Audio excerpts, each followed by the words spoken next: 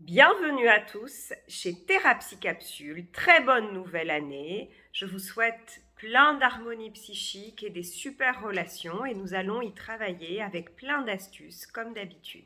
Alors de retour dans notre sujet d'aujourd'hui. Aujourd'hui, nous allons parler de la dépendance affective. Pourquoi est-ce que c'est extrêmement important ? Parce que la dépendance affective fait le lit des relations toxiques. Parce que la dépendance affective empêche de se protéger, empêche de partir quand ça n'est pas bien, empêche d'être soi-même, empêche d'être authentique, empêche de faire de bons choix, empêche de se connaître. La liste est longue des effets secondaires négatifs de cette fameuse dépendance affective. Donc nous allons voir aujourd'hui quelles sont les conséquences de cet état et comment s'en sortir, comment faire autrement. Alors, il faut savoir que la dépendance affective, on ne naît pas dépendant affectif, on le devient. On le devient parce que on a un système d'attachement, on en a tous un, et ce système d'attachement, il va être façonné par notre personnalité de départ, bien sûr, et aussi par les circonstances de vie, par la qualité des soins, j'entends soins affectifs, que nous recevons depuis notre naissance, dans notre petite enfance. Et en fonction de la qualité de la présence, en fonction de la personnalité des parents, ça va beaucoup changer de choses et notre système d'attachement ne va pas se comporter de la même façon.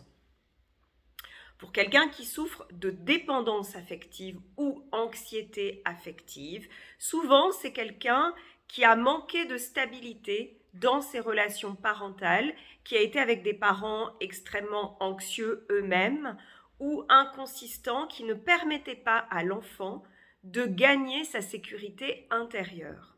Les personnes qui sont dans un environnement plutôt stable, avec des parents suffisamment bons, comme disait Winnicott, eux sont plutôt sécures. C'est à peu près la moitié de la population. Les autres se partagent à peu près en part égale entre les évitants et les anxieux affectifs. Les sécures, eux, ont un avantage immense dans la vie. Ce sont des gens qui s'aiment bien, qui aiment bien les autres, qui sont capables de ne pas surréagir, qui sont capables de réagir de façon adaptée, de nourrir des liens extrêmement positifs, des liens durables, mais aussi, et c'est une compétence très importante, de se détacher rapidement quand c'est une relation potentiellement toxique. Dans ce cas-là, ils ne se remettent pas en cause eux, ils remettent en cause la situation et ils y mettent un terme. La bonne nouvelle, chers amis, c'est qu'on peut tous devenir sécures et c'est l'objet de notre chaîne Thérapie Capsule, c'est d'avoir des éléments, des exercices, des protocoles pour devenir une personne avec une vraie sécurité intérieure. Parce que bien évidemment, le dépendant affectif, l'anxieux affectif, c'est comme s'il portait une étiquette sur le front où c'est marqué victime potentielle d'un narcissique, d'un pervers narcissique, d'un ou une, d'un évitant également. Donc de relations toxiques. Pourquoi ? Parce que les anxieux affectifs s'attachent trop vite. Ce sont des personnes extrêmement positives, ce sont des gens qui ont de grandes qualités relationnelles, des capacités d'attachement, d'amour, de tendresse, de soutien aux autres. Ça, ils vont le garder. Simplement, il faut mieux choisir nos objets d'amour et surtout s'aimer soi d'abord. Et ça, le dépendant affectif ne sait pas le faire. Il tire sa valeur, son opinion de lui-même de l'opinion des autres. Et ça, c'est un problème parce que l'opinion des autres, souvenez-vous qu'elle est fluctuante. Vous ne devez jamais remettre votre valeur intérieure dans les mains de quelqu'un d'autre que vous. C'est vous qui devez définir qui vous êtes, ce que vous aimez, ce pourquoi vous êtes fait. Bien sûr, on peut avoir des feedbacks, c'est-à-dire des retours d'information des autres. Mais ça ne doit compter que pour 25%, 30% maximum de l'opinion que vous vous faites de vous-même. Donc la première chose à voir, c'est se rendre compte, dresser la liste, prenez le temps de l'impact de la dépendance affective sur votre vie. Quelles conséquences ça a ? Êtes-vous heureux ? Est-ce que les relations que vous avez nouées, amicales, amoureuses, sont de bonne qualité ? En quoi votre dépendance affective, qui se manifeste par des signes très clairs, Quand l'autre n'est pas là, vous paniquez. Vous avez tendance à voir l'abandon ou la menace d'abandon très rapidement. Vous êtes sensible à toute marque de désintérêt. Vous n'osez pas nécessairement vous positionner dans la relation parce que vous avez peur de perdre l'autre. Vous avez peur de trop demander, donc vous vous retenez jusqu'au moment où vous explosez. Vous ne savez pas poser de justes limites. Bien évidemment, tous ces signes, à partir du moment où vous les voyez, c'est déjà très bien, c'est très courageux. Donc la première chose, c'est de noter. Tiens, j'ai l'impression que peut-être pour l'instant, je souffre de dépendance affective. Ça ne veut pas dire que vous êtes dépendant affectif. Ça veut dire que vous êtes dans un processus de changement. Votre objectif, c'est de devenir capable de vous aimer vous d'abord et d'aimer aussi beaucoup les autres ensuite. Pas de devenir narcissique, pas de devenir égoïste, mais juste de penser justement à vous. Donc la première chose, c'est de prendre conscience pour être motivé au changement de l'impact de cette dépendance affective sur votre vie relationnelle. Et vous allez voir que l'impact est très important. Notez toutes les situations où vous surréagissez, c'est-à-dire votre conjoint a 15 minutes de retard, alors que vous l'attendez, vous imaginez tout de suite peut-être qu'il a eu un accident de voiture ou qu'il veut divorcer alors qu'il n'y a aucun élément qui le confirme. La première chose à faire, c'est de noter, d'observer aussi les conséquences sur votre corps, les sensations physiologiques, le cœur qui s'accélère, peut-être les mains moites, peut-être que vous commencez à pleurer, peut-être que vous ne pouvez plus vous concentrer sur la préparation du repas ou votre travail. Notez ça. Notez parce que cette prise de conscience, elle va beaucoup vous aider.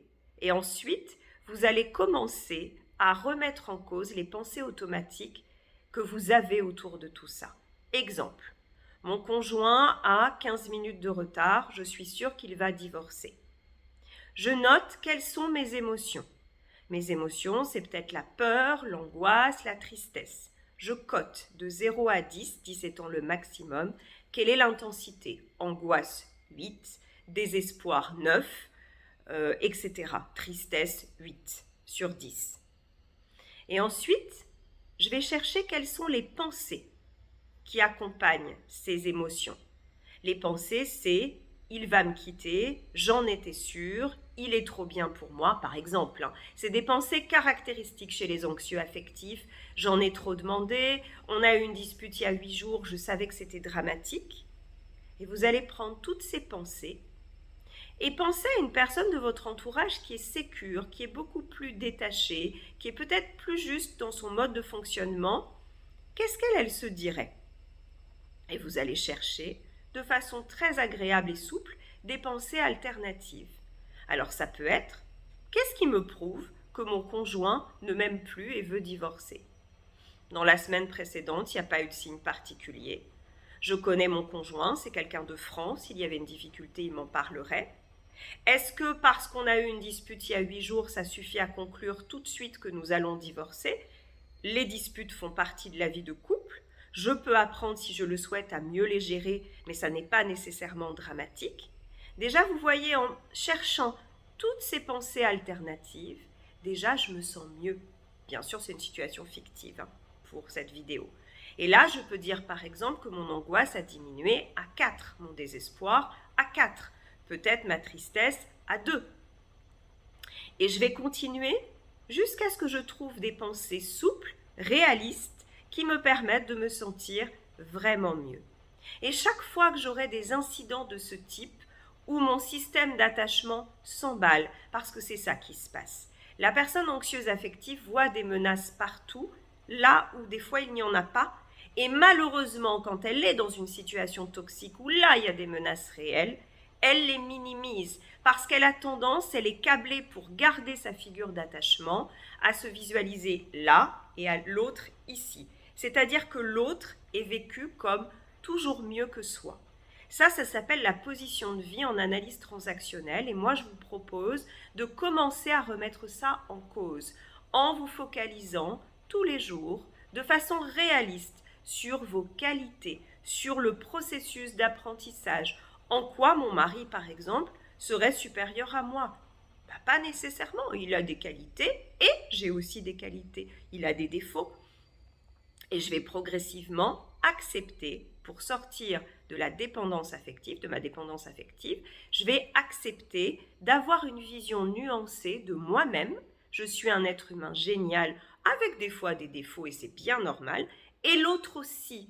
Je vais arrêter de visualiser les autres comme des géants tout puissants qui réussissent tout et moi comme une petite personne incapable, un peu comme on visualise un enfant et son parent qui est au-dessus. L'enfant, quand il pense à son parent et qu'il est très jeune, il le voit comme un géant, comme quelqu'un de tout puissant.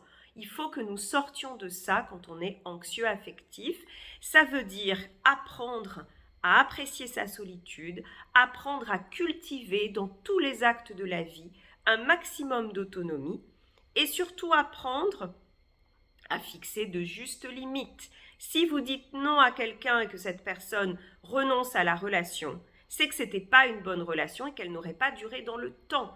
Réfléchissez à ça, relativisez, aimez-vous, soutenez-vous et nous allons faire d'autres vidéos très bientôt pour compléter ce sujet. Je vous embrasse.